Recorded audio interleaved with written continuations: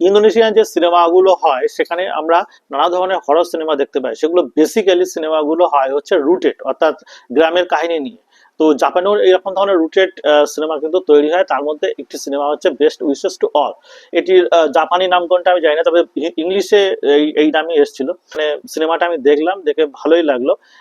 একটি মেয়ে মানে গ্রামের বাড়িতে যায়, সেই যেখানে তার দাদু এবং ঠাকুমা থাকে, এবং সেখানে যাওয়ার পর অনেক রকম অদ্ভুত অদ্ভুত কাণ্ড দেখতে পায়। তারা গিয়ে দেখে তার দাদু এবং ঠাকুমার বিভিন্ন ধরনের কুসংস্কারে মানে ডুবে রয়েছে, এবং কুসংস্কারের জন্য একটা মানুষকে তারা খুন করে দিতে পারে। এই রকম ধরনের একটি দম বন্ধকর পরিস্থিতিতে থাকে। সিনেমায় কিছু কিছু দৃশ্য এমন বিরক্তিকর এবং অসহ্যকর লাগে, যেটা আপনি সহ্য করতে পারবেন কিনা সন্দেহ। হ্যাঁ, মানে জাপানি সিনেমা তো ওদের মানে চিন্তা ভাবনা গুলো একটা অন্যরকম। তো কিছু কিছু দৃশ্যগুলো সত্যি মানে একটু অন্যরকম লাগে, মানে আপনি সারা জীবনে ভুলতে পারবেন না এরকম।